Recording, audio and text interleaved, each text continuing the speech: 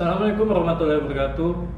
Perkenalkan, nama saya Hendra Senjaya Kusno, peserta pelatihan dasar CPNS Angkatan ke-14 dari Kementerian Pendidikan dan Kebudayaan, Unit Kerja Politeknik Negeri Balikpapan. Nomor daftar hadir 16, dan pada kesempatan kali ini saya akan menjelaskan dan memaparkan seluruh rangkaian kegiatan aktualisasi saya yang sudah saya lakukan selama masa habituasi 30 hari. Selama masa habituasi selama 1 bulan penuh, isu yang kami angkat pada aktualisasi pada kesempatan kali ini adalah belum adanya dokumen pembelajaran terkait dengan tugas akhir, di mana dokumen pembelajaran tugas akhir ini belum ada di prodi baru D4 Akuntansi Perpajakan yang baru saja disahkan oleh Menteri Pendidikan dan Kebudayaan pada bulan Juni. Sehingga isu ini kami angkat, dan pemecahan isu, gagasan isunya adalah menyusun dokumen pembelajaran tugas akhir pada prodi baru D4 Akuntansi Perpajakan. Adapun kegiatannya terdiri dari 4 kegiatan, dan setiap kegiatan memiliki tahapan kegiatan. Kegiatan pertama adalah melakukan brainstorming atau diskusi dengan pihak terkait seperti tim P4MP maupun pihak-pihak lainnya. Dan narasumber eksternal yang mana dimaksudkan untuk memberikan input, saran, serta masukan kepada kami dalam penyusunan dokumen pembelajaran tugas akhir, sehingga tidak melupakan mutu yang akan dicapai instansi Politeknik Negeri Balikpapan. Tahapan kegiatan pertama yang berkaitan dengan kegiatan 1 yaitu adalah melakukan konsultasi dengan tim pembelajaran dan penjaminan mutu pendidikan atau tim P4MP terkait standar mutu dokumen pembelajaran tugas akhir. Dari kegiatan pertama adalah melakukan konsultasi dengan tim P4MP sebagai tim penjamin mutu di Politeknik Negeri Balikpapan, sehingga diharapkan dalam pelaksanaan penyusunan dokumen pembelajaran TA ini tidak melupakan dan sesuai dengan mutu yang sudah ditetapkan di awal. Tahapan kegiatan selanjutnya yaitu adalah melakukan konsultasi dengan mentor. Mentor dalam hal ini adalah atasan langsung saya sendiri di jurusan akuntansi, yaitu ketua jurusan akuntansi, Bapak Dr. Andes Toto Ismawanto, MMPD. Saya melakukan konsultasi dengan beliau terkait dengan kegiatan diskusi ini, apakah dapat terlaksana dan dapat dihadiri oleh beliau, sehingga dapat memberikan masukan terkait dengan penyusunan dokumen pembelajaran tugas akhir.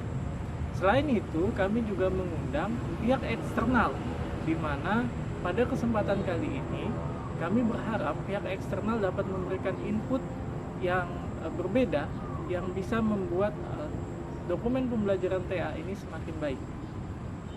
Pihak eksternal yang kami undang adalah Ketua Prodi D4 Akuntansi Perpajakan Politeknik Negeri Lampung. Untuk itu, karena kami mengundang narasumber eksternal dari Politeknik Negeri Lampung, kami juga melakukan konsultasi terkait dengan jadwal penyelenggaraan agar pihak Politeknik Negeri Lampung dapat menghadiri sesuai dengan kosongnya jadwal mereka dan dapat bergabung dengan kami di forum group discussion. Selain itu juga kami juga melakukan konsultasi jadwal dengan tim P4MP terkait dengan kegiatan tersebut. Setelah kami menyetujui dan menyepakati jadwal bersama-sama dengan pihak-pihak terkait, kami membuat dan menyusun undangan terkait dengan kegiatan tersebut. Berikut adalah undangan yang kami buat dan mengundang pihak-pihak terkait, tim P4MP serta dosen-dosen yang ada di Prodi D4 Akuntansi Perpajakan Politeknik Negeri Lampung.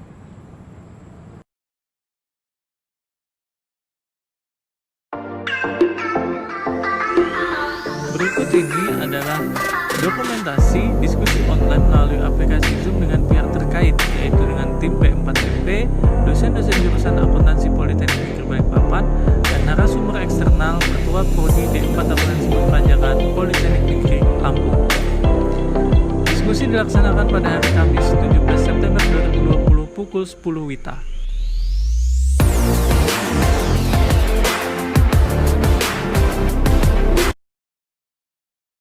Tahapan kegiatan kelima yaitu adalah membuat laporan hasil diskusi yang nantinya akan dilaporkan kepada ketua jurusan sebagai atasan langsung. Itulah kegiatan pertama saya dalam aktualisasi CPNS Latsar Angkatan ke-14. Kegiatan kedua adalah penyusunan panduan penulisan tugas akhir, di mana tahapan kegiatan pertama saya adalah melakukan studi literatur dan pustaka terkait dengan panduan penulisan tugas akhir.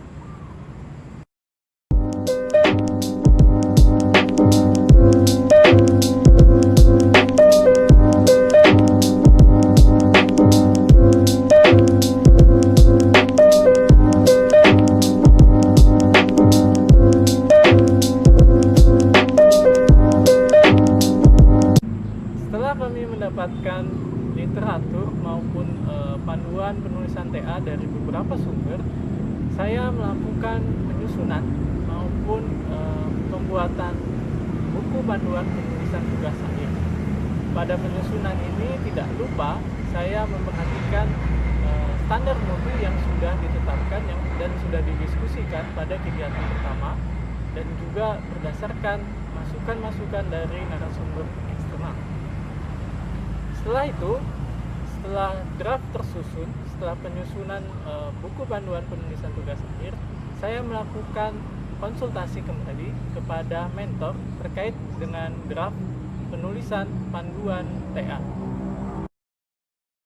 Setelah kegiatan kedua selesai, buku panduan penulisan tugas akhir disahkan, saya melanjutkan kegiatan selanjutnya, yaitu kegiatan ketiga dalam mengatasi isu yang sudah saya angkat adalah membuat alur dan infografis terkait dengan pelaksanaan tugas akhir.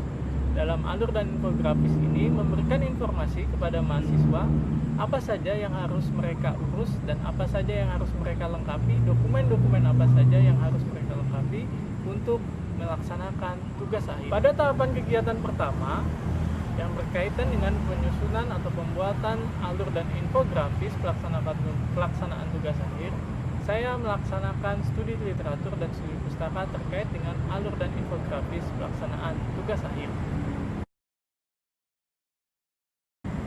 Selanjutnya, pada tahapan kedua, saya melakukan pembuatan alur dan infografis berdasarkan masukan dari tim P4MP serta dari referensi yang sudah saya cari pada tahapan kegiatan pertama.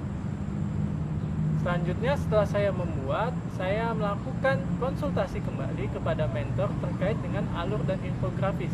Ketika sudah disetujui, saya akan melanjutkan konsultasi lanjutan kepada pihak-pihak terkait lainnya seperti tim P4MP, UPTSI yang berkaitan dengan informasi infografis dan alur pelaksanaan tugas akhir, dan juga ketua jurusan dan juga Kaprodi D4 Akuntansi Perpajakan Politeknik Negeri Balikpapan. Berikut ini adalah hasil infografis alur pelaksanaan tugas akhir. Kegiatan terakhir yang berkaitan dengan pemecahan isu belum adanya dokumen pembelajaran tugas akhir pada Prodi baru D4 Akuntansi Perpajakan adalah penyusunan standar pembimbingan tugas akhir bagi dosen. Penyusunan standar pembimbingan ini sangat berguna bagi dosen ketika melaksanakan pembimbingan atau bimbingan kepada mahasiswa terkait dengan tugas akhir. Tahapan kegiatan pertama yaitu adalah melakukan studi literatur maupun mencari referensi terkait dengan standar pembimbingan penulisan tugas akhir. Lalu tahapan kegiatan kedua melakukan konsultasi dengan mentor terkait dengan standar pembimbingan tugas akhir yang sudah saya buat.